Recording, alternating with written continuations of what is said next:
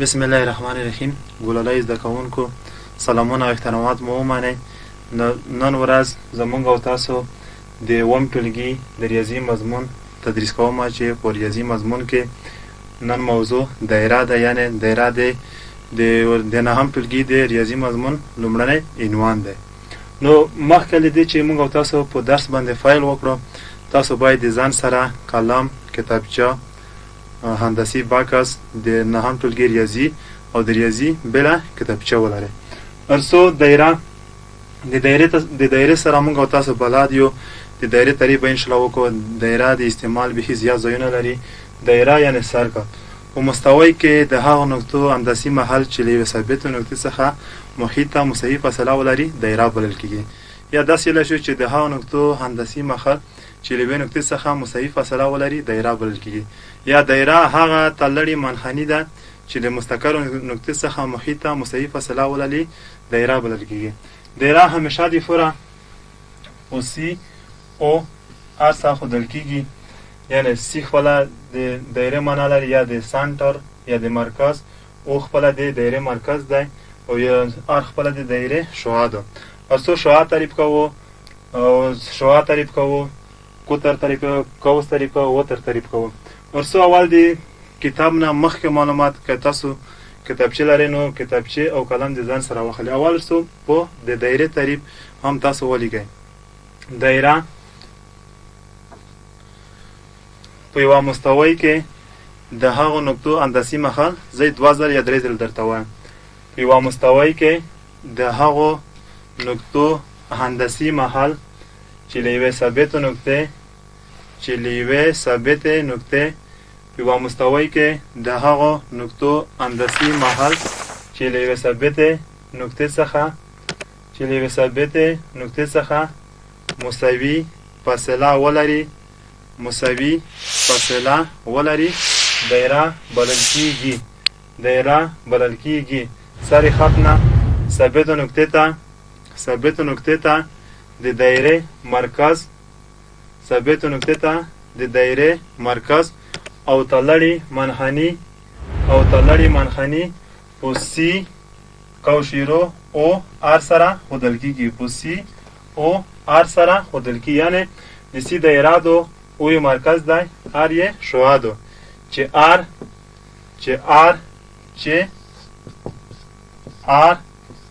د شعاع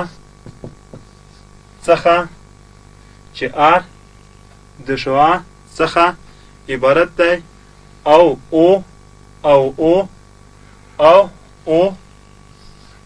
د دایره مرکز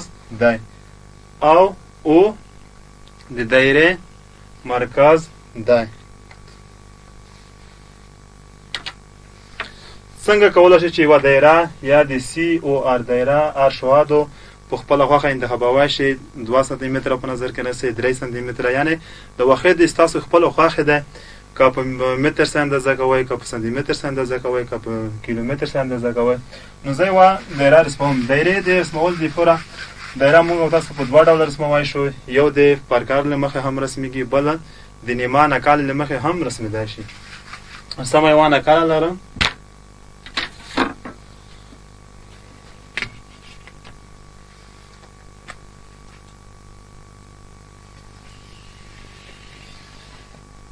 نیمه نقله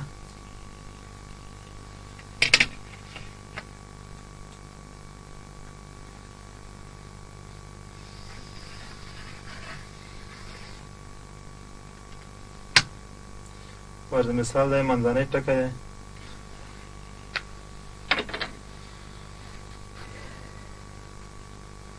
دا د سی یوه دایره دو چې مرکز یې او آر. دا د او نقطه دو خطکش په واسطه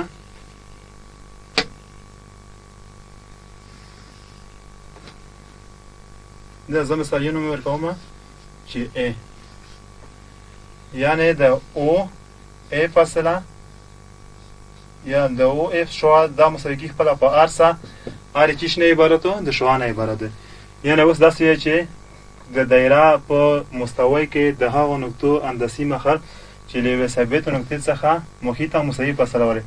که زه دغه فاصله تر دغې پورې واخلم یا دا نقطه په نظر کې ونیسم، دا فاصله واخلم، د دغه اوږدوالی که 2 سانتي متره وي، دا به هم 2 سانتي متره وي، دا به هم 2 سانتي متره وي، دا به هم 2 سانتي متره، یعنې که ټکي په ټکي هره نقطه کې واخلي د دغې دایرې شعاع 2 سانتي متره ده.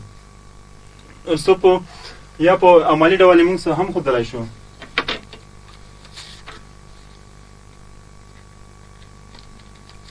دا دایره د 10 سانتي متره په اندازه مو رسم کړي دو.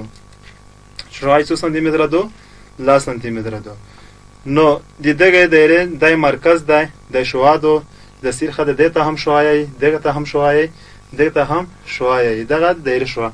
ورڅو شعاع سره نه تعریف کوو. اول تاسو تعریف ولیکئ. شعاع هغه کرخه، هغه کرخه، هغه کرخه یا هغه کرخه چې د دایره مرکز، هغه کرخه، هغه کرخه، هغه کرخه چې د دایره مرکز، چې د دایره مرکز د محیط له یوه ټکي سره، د محیط له یوه ټکي سره وصل کوي، د محیط له یوه ټکي سره نښلوي یا وصل کوي، یوه ټکي سره نښلوي، شعاع بلل کیږي. شعاع بلل کیږي لکه په شکل کې د او ای فاصله، او ای فاصله، د او ای فاصله، لکه په شکل کې د او ای فاصله چې شعاع همیشه دی پاره، چې شعاع همیشه دی پاره په ار سره ښودل کیږي، په ار سره، یعنی د انګلیسي حروفو کوچنی حرف په ار سره ښودل کیږي، په ار سره ښودل کیږي. بل عنصر یې قطر. قطر اول تعریف ولیکئ.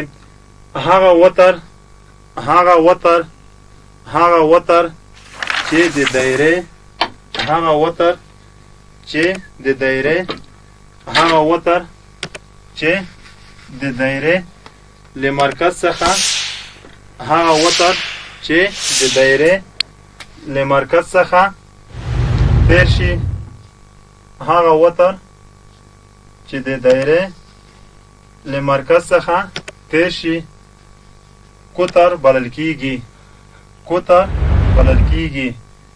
او همدارنګه قطر د شعاع دوه چنده دی، او همدارنګه قطر د شعاع دوه چنده دی او په ډي حرف سره ښودل کیږي، او په ډي حرف سره ښودل کیږي، یعنی قطر مساوي کیږي په دوه چندې ار یا د 2 ضرب ار سره. زه لیکم دا نوم لیکم چې بي اف. نو په شکل کې د بي اف ښه د خپله چیش نه عبارت دی؟ د قطر څخه عبارت دی.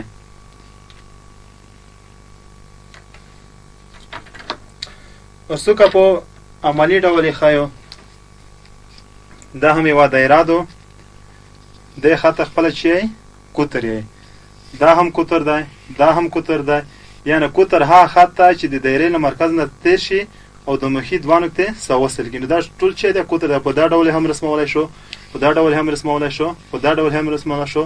دغه ته ټول ته موږ او تاسو څه قطر یې.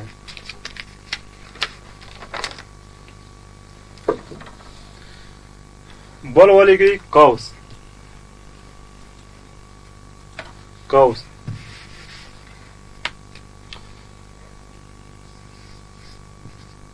قوس د دایره، د دایره، د دایره، د دایره، د محیط، د دایره، د محیط، د دایره، د محیط یوه برخه، یوه برخه، د دایره، د محیط یوه برخه، یوه برخه د قوس څخه عبارت ده. د دایره د محیط یوه برخه د قوس څخه عبارت ده، د قوس څخه عبارت ده. په شکل کې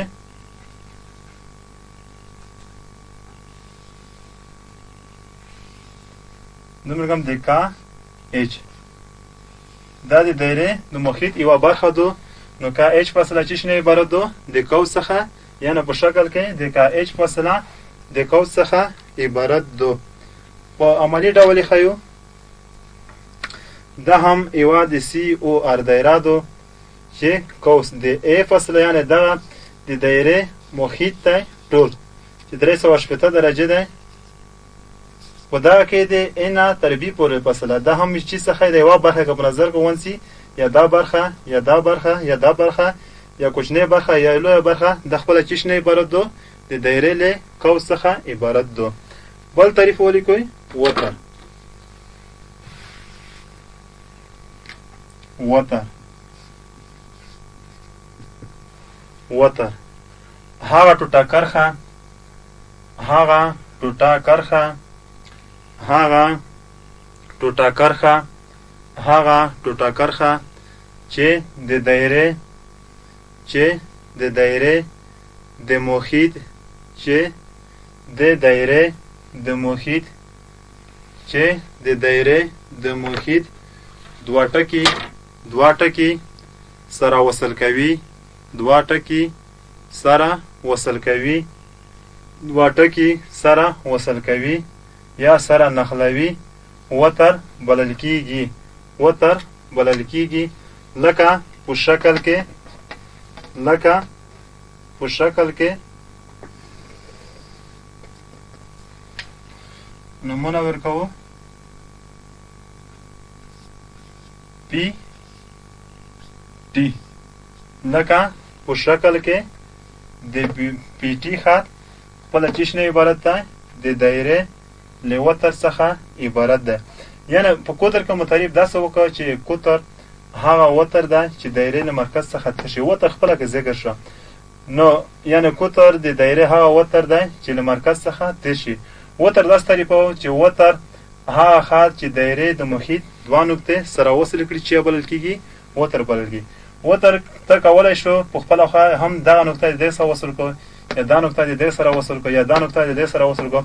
هر ځای کې چې انتخابولی شو، نو یو وتر نه هدف څه دی چې صرف دایره په څو نقطو کې قطع کړي؟ په دوه نقطو کې قطع کړي، یا د محیط دوه نقطې په خپل منځ کې سره وصل کړي. د دایرې له وتر څخه عبارت دی. هم په عملی ډول ښودلی شو. دا د یوه د سی او ار دایره دو. نو دا خط خپله چې نه عبارت ده؟ د دایرې له وتر نه عبارت ده. یعنې په هر ځای کې انتخابولی شي، که په ښي طرف کې، که په چپ طرف کې، که پوست طرف د قانون طرف ته، یعنې چې د محیط اله دوه نقطې څخه وصل شوی د خپله چې نه عبارت ده؟ د دایرې له وتر څخه عبارت ده.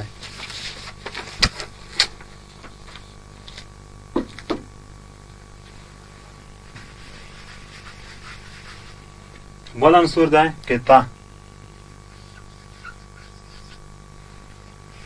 قطعه قطعه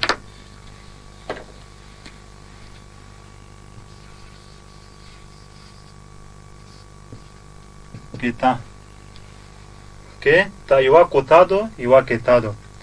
د دایرې د سطحې، د دایرې د سطحې، د دایرې د سطحې، د دایرې د سطحې، د دایرې د سطحې یوه برخه، یوه برخه، یوه برخه، یوه برخه چې د وتر په واسطه، چې د وتر په واسطه، چې د وتر په واسطه، چې د وتر په واسطه، چې د وتر په واسطه د دایرې د دایرې له سطحې څخه، د دایرې له سطحې څخه جلا شوي وي، یا بېله شوي وي، یا بېله شوي وي، یا جلا شوي وي، قطعه بلل کېږي. قطعه بلل کېږي. قطعه بلل کېږي. لکه په شکل کې د پی ټي دا برخه خپله چې نه عبارت و؟ له قطعه څخه. د توره شوې برخه یا د خط شوې برخه دا خپله د دایرې کومه سطحه ده؟ دا د قطعه سطحه، یعنې یو وتر ده او بله د دایرې محیط د ترمنځ محدوده شوي څخه چې نه عبارت و؟ د دایرې له کتا څخه عبارت دو. په عملي ډول هم که چېرته موږ تاسو د سی او ار دایره ولرو نو دغه د سره شوي برخه ته یا د سور رنګارنګ چې ورکړل شوی دی دغه برخه ته خپله چې یې کتا یې که دا د دایرې په چپ طرف کې وي که په ښي طرف کې وي صرف شرط دغه دی د کتا د هغه سطحه دو یا د دایرې هغه برخه دو چې د یو وتر په واسطه محدوده شوي یا د یو وتر په واسطه بله شوي وي. بل تعریف دی کوتا.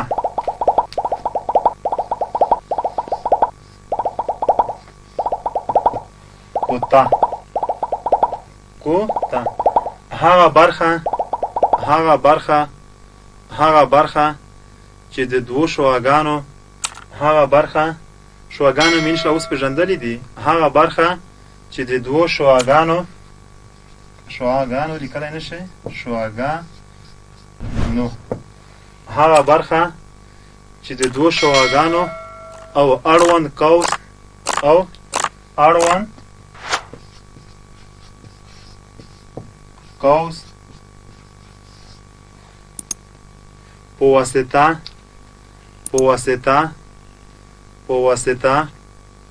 په واسطه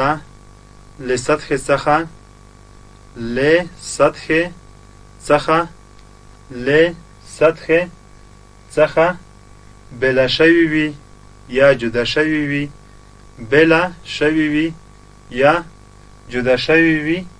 کوتا بلل کیږي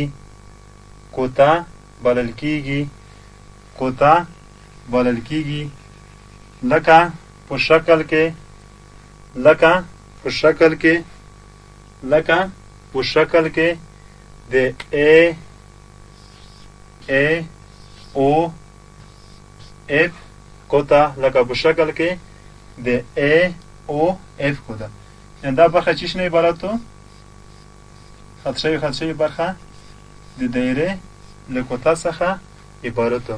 زله هم څنګه موږ تعریف کړه چې کوتا ها برخه چې د دوه شواګانو یو شوا د او اف شوا دو بل شوا د او ا شوا د دوه شواګانو په واسطه یا داسې راشي چې کوتا د دایره ها برخه د دوه شواګانو او د دوی د قوس ترمان محدوده شوی له چی څخه عبارت ده له کوتا څخه عبارت ده.